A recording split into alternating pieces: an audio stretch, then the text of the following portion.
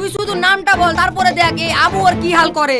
কিন্তু তার আগে তোমাকে একটা কথা জানা দরকার যে আমি তোমাকে ভালোবাসিনি। সাজিদা যা বলেছে সব সত্যি বলেছে। মহাজনের টাকা সাজিদা শোধ করেনি, আমি করেছি। সত্যি মনীষা, তুমি দেখতে যতটা সুন্দর তোমার হাতটাও ততটা সুন্দর। মনে হয় এখনই হাতটা ধরে। বল তুই মহাজনকে এত টাকা কি করে দিলি? কোথায় পেয়েছিস এত টাকা? বল শিগগিরই, না হলে তোকে আজ মেরেই শেষ করে দিব। বিশ্বাস করো মা, আমি মহাজনকে কোনো টাকা দিইনি। তুই টাকা দিসনি তো এতগুলো টাকা ভূতে শোধ করলো নাকি? আমাদের কাছে যে মহাজন টাকা পেতো সেটা তুই আর আমি ছাড়া কেউ জানতো না। সত্যি করে বল তুই কোন অন্যায় কাজ করে এই টাকা পেয়েছিস, না হলে তোকে আজ মেরেই ফেলবো। ছেড়ে দাও মা, ছেড়ে দাও, আমার খুব লাগছে। দাঁড়ান চাচি, সাজিদাকে আর মারবেন না। সাজিদা যা বলেছে সব সত্যি বলেছে।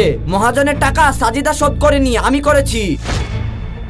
কিন্তু বাপ তুমি কে, আর তুমি বা আমাদের এত বড় উপকার কেন করলা? মা, শেরফুল আমার বন্ধু, আর কলেজে আমরা একসাথে পড়াশোনা করি।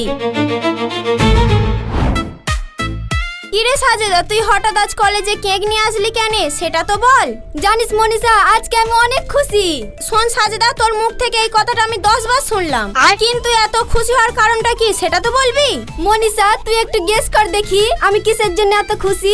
আমি গেস টেস করতে পারবো না, বললে বল, নাহলে ক্লাসে চল, আমি আর তোকে জিজ্ঞাসা করব না।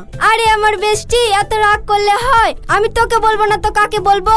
তুই তো আমার জানেরই জান, পরাণের পরাণ। শোন লেলে, অত ঢং করতে হবে না, এবার খুশির কারণটা বল দেখি।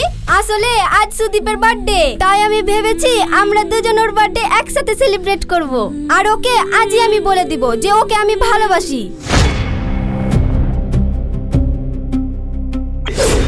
তাই নাকি? এটা তো খুব ভালো কথা। তা তুই সুদীপকে ভালোবাসিস এটা সুদীপ জানে? আমার মনে হয় জানে, সেই স্কুল লাইফ থেকে আমরা একসাথে পড়াশোনা করছি। ও আমার কত ক্লোজ বল দেখি। ঠিক আছে ঠিক আছে, তাহলে আর দেরি করিসনি, এখনই তুই গিয়ে সুদীপকে কেকটা দিয়ে প্রপোজ করে দিগা। আমি কলেজে তোর জন্য ওয়েট করছি। ঠিক আছে মনীষা, ও নদীর ধারে আমার জন্য দাঁড়িয়ে আছে, তুই যা, আমি এক্ষুনি আসছি।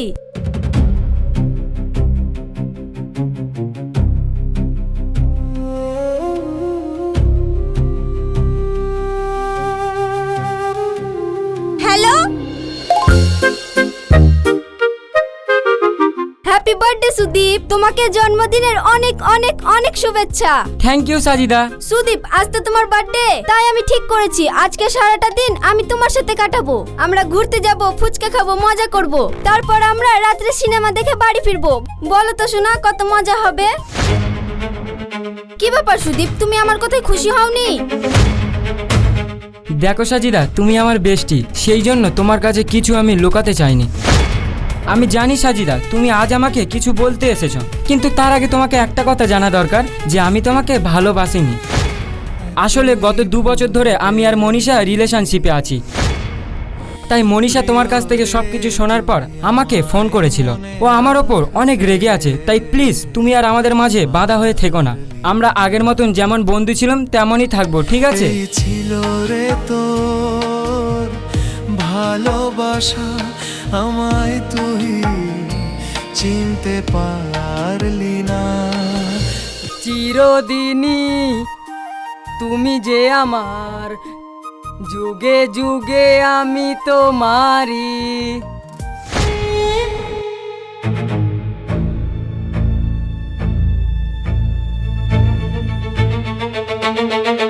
কিরে সাজিদা, তুই এখানে বসে বসে কাঁদছিস কেন? কি হয়েছে আমাকে একটু খুলে বল তো। কিছু হয়নি, তুই যা। যাবো মানে? কলেজে কেউ কি তোকে কিছু বলেছে? সালা, আমি হলাম এই কলেজের জিএস। তুই শুধু নামটা বল, তারপরে দেখ এই আবু ওর কি হাল করে। আবু, আমার যে সমস্যা তুই সমাধান করতে পারবি নি। পারবো না মানে?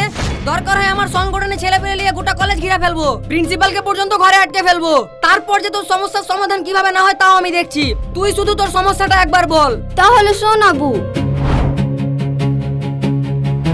তাহলে তুই বল যে আমার প্রাণের বান্ধবী, যার সাথে আমি সব কথা শেয়ার করি, আর সেই যে আমার পিঠে এভাবে ছুরি মারবে এটা আমি কখনো বুঝতে পারিনি। মাঝে মাঝে মনে হচ্ছে এক্ষুনি দৌড়ে গিয়ে মনীষার চুলের মুঠি ধরে ঘুরি দিই, গোটা কলেজের সামনে ওকে অপমান করি। কিন্তু ও তো আমার বেস্ট ফ্রেন্ড, সেটাই বা আমি করব কি করে? মনীষাকে যদি কোনোভাবে জব্দ করতে পারতাম তাহলে আমার মনের জ্বালাটা মিটতো। তাই তোরে সাজিদা, তোর যা সমস্যা এ তো দেশের মুখ্যমন্ত্রী এসেও সমাধান করতে পারবে না। কি করি কি করি? হ্যাঁ সাজিদা, একটা উপায় আছে। এটা করলে তুই এই মনীষা আর সুদীপ দুজনকে জ্বালাতে পারবি। তাহলে কি উপায় বল? শুন সাজিদা, তুই একটা কাজ কর, কলেজে সব থেকে হ্যান্ডসাম ছেলেকে তুই তোর বয়ফ্রেন্ড বানা, আর ওকে নিয়ে তুই ওই মনীষা আর ওই সুদীপের সামনে যা, তাহলে দেখবি ওরা জ্বলে পুড়ে মরে যাবে। কিন্তু আমাদের কলেজের সব থেকে হ্যান্ডসাম ছেলে তো শেরফুল, ও তো কারোর সাথে প্রেম টেম করে না, ও কি আমার বয়ফ্রেন্ড হবে? শোন, ছেলেদের মন হলো অনেকটা বরফের মতো, যতক্ষণ ফ্রিজের মধ্যে আছে ততক্ষণ জমে থাকবে, একটু তাপ পেলেই কিন্তু গলে যাবে। তুই একটু চেষ্টা করে দেখ না, ঠিক রাজি হয়ে যাবে। আর যদি রাজি না হয় তাহলে কোনটাকে কয়দিনের জন্য বয়ফ্রেন্ড বানিয়ে নেবে। হ্যাঁ, এইটা ভালো আইডিয়া। তাইলে চল, আর কাঁদতে হবে না, তোকে বাড়ি পৌঁছে দি। ওঠ, আমার বাইকে উঠে বস। আবু যে বললো শেরফুলকে বয়ফ্রেন্ড বানাতে, তো আমি শেরফুলকে রাজি করাবো কি করে? ও তো সবসময় পড়াশোনা নিয়ে থাকে, ও কি আমার প্রপোজালে রাজি হবে?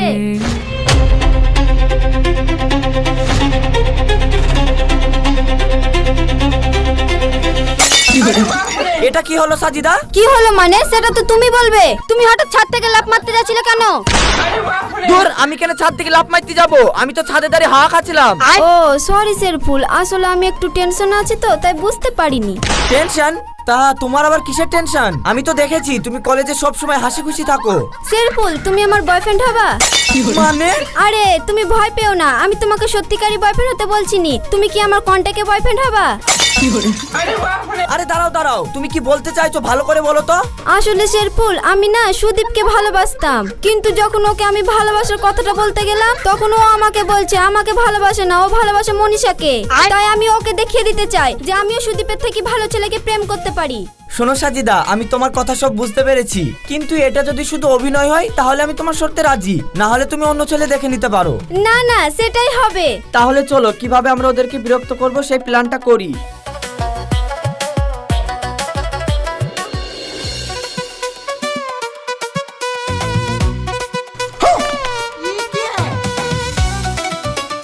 বাহ, চিপসটা তো খুব ভালো খেতে। তা মনীষা, তুই সুদীপকে ভালোবাসিস তাই তো? দেখ সাজেদা, এতে আমার কোনো দোষ নাই, সুদীপই আগে আমাকে প্রপোজ করেছিল। Smart girls, Sudip good choice. Sajida, আজকে তোমাকে একটু অন্যরকম লাগছে, তুমি কি আমার ওপর রেগে আছো? না, একদম না। জানো সুদীপ, তুমি আমাকে নদীর ধারে সেদিন বললে যে তুমি মনীষাকে ভালোবাসো, তখন আমার খুব রাগ হয়েছিল, আর আমি মনে মনে ঠিক করেছিলাম যেদিন মনীষা আমার চোখের সামনে পড়বে আমি ওর মুন্ডুটাকে ধরি পানিতে চুবড়া ভাব তুলবো। কিন্তু না, মনীষা তো আমার বেস্ট ফ্রেন্ড, আমি তো এটা করতে পারবো না। আর তাছাড়া ভালোবাসা তো যে কোনো সময় যে কোনো কারোর সাথে হতে পারে, আমি তো এতদিন ভুল ভাবতাম। সাজিদা, তুমি এটা কি বলছো? হ্যাঁ সুদীপ, আমি সত্যি বলছি, যেমন ভাবে তুমি মনীষাকে ভালোবেসেছো সেরকম ভাবে শেরফুল আমাকে ভালোবেসে ফেলেছে। জানো, শেরফুল স্মার্ট, হ্যান্ডসাম, আর আমাকে এত ভালোবাসে যে আমার সব সময় খোঁজ করে। এই দেখো, বলতে বলতে ফোন চলে এসেছে। সাজেদা, তুমি কিন্তু একটু বেশি ওভার অ্যাক্টিং করছো। হ্যাঁ সোনা, আমি জানি তো তুমি আমাকে ছাড়া এক মুহূর্ত থাকতে পারো না। সরি জান, সরি, আমি তোমাকে ছাড়া আর কোথাও আসবো না, আমি এক্ষুনি আসছি। I love you. ঠিক আছে সুদীপ, তোমরা থাকো, আমি আসছি। কি ব্যাপার সুদীপ, সাজেদাকে খুশি দেখে তোমার এত টেনশন হচ্ছে কেন? ভালোই তো সাজেদার সাথে জড়িয়ে বসেছিলা। আমি কোথায় জড়িয়ে বসলাম, ওই তো আমার পাশে এসে বসলো। ও সোনা, তুমি রাগ করছো কেন?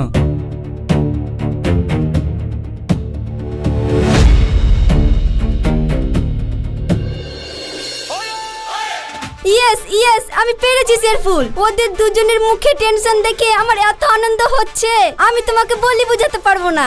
ঠিক আছে সাজেদা, কিন্তু আমাদের কাজ এখনো শেষ হয়নি, চলো এবার পরের প্ল্যানটা সেরে নিই। জানো মনীষা, আজ তোমায় এত সুন্দর লাগছে না, মনে হচ্ছে এক্ষুনি বিয়ে করে আমার বাড়ির বউ বানিয়ে নিয়ে চলে যাই। কি যে বলো সুদীপ। হ্যালো, আপনি কি সুদীপ মণ্ডল বলছেন? হ্যাঁ, কিন্তু আপনি কে? আমি থানা থেকে বলছি, আপনার নামে থানাতে অভিযোগ জমা পড়েছে। আপনি এক্ষুনি রেস্টুরেন্টের বাইরে এসে আমার সাথে দেখা করুন, না হলে কিন্তু আমরা এক্ষুনি আপনাকে তুলে নিয়ে যাব। না না স্যার, ও কাজ করেন না, আমি এক্ষুনি আসছি। ঠিক আছে, তাড়াতাড়ি আসুন। যাক, আমার কাজ শেষ, আমি এখন এখান থেকে যাই। মনীষা, তুমি একটু বসো, আমি এক্ষুনি আসছি।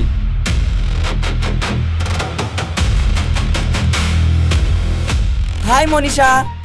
হাই শেরফুল, কেমন আছো? ভালো আছি মনীষা, তা তুমি এখানে কি করছো? আসলে আমি আর সুদীপ রেস্টুরেন্টে ঘুরতে এসেছিলাম। আচ্ছা মনীষা, তোমার চোখে কি কোনো সমস্যা আছে? না তো, কিন্তু তুমি এ কথা বলছো কেন? না মানে তোমার মতো এত সুন্দরী মেয়ে সুদীপের মতো একটা বাদর ছেলের প্রেমে পড়েছো তাই বলছি আর কি। এই শেরফুল, সত্যি মনীষা, তুমি দেখতে যতটা সুন্দর তোমার হাতটাও ততটা সুন্দর। মনে হয় এখনই হাতটা ধরে। কি ব্যাপার মনীষা, তুমি শেরফুলের সাথে কি করছো? কই আমি কিছু করছি নি তো। মনীষা, তোমার বাদর চলে এসছে, তোমার বাদরটাকে সামলাও।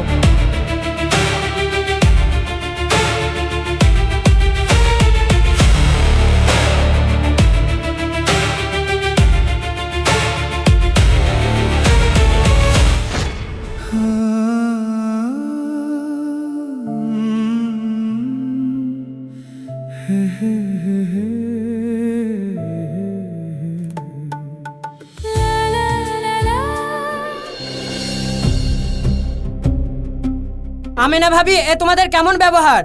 আরে জিৎ ভাই, তুমি আসো আসো বসো। শোনো ভাবি, এখানে আমি বসতে আসিনি। মারুফ ভাই অসুস্থ হওয়ার সময় তুমি তোমাদের বাড়িটা বন্দুক দিয়ে আমার কাছে যে টাকা নিয়েছিলা, সেই টাকাটা যে শোধ করতে হবে, সেই খেয়াল কি তোমার আছে? কি করব গো ভাই, যাকে বাঁচাবার লেগে টাকাগুলো ধার নিয়েছিল সেই মানুষটা তো আর পৃথিবীতে বেঁচে নেই। আমি একা মানুষ, লোকের বাড়ি কাজ করে মেয়েটাকে কলেজে পড়াচ্ছি। এতগুলো টাকা আমি এখন হট করে কোথায় পাবো? তুমি আমাকে আর কটা দিন সময় দাও, আমি যা করে হোক তোমার টাকাগুলো শোধ করে দেবো। শোনো ভাবি, তোমার এই কাহিনী আমি অনেকবার শুনেছি, আর আমি কোনো কথা শুনতে চাইনি। হয় আমার টাকা ফেলো, নাহলে 7 দিনের মধ্যে বাড়ি খালি করে দাও। আমি এই বাড়ি বেচে আমার টাকা শোধ করব, এই আমি বলে গেনু।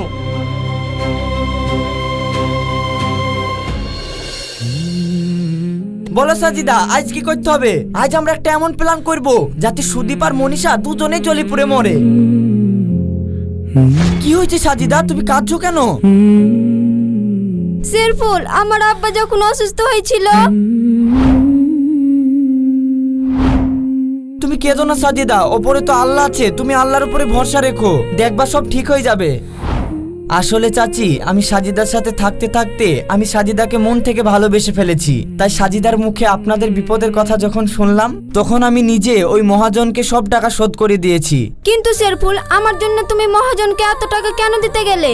তুমি কি এখনো বুঝবা না আমি তোমাকে সত্যি ভালোবেসে ফেলেছি?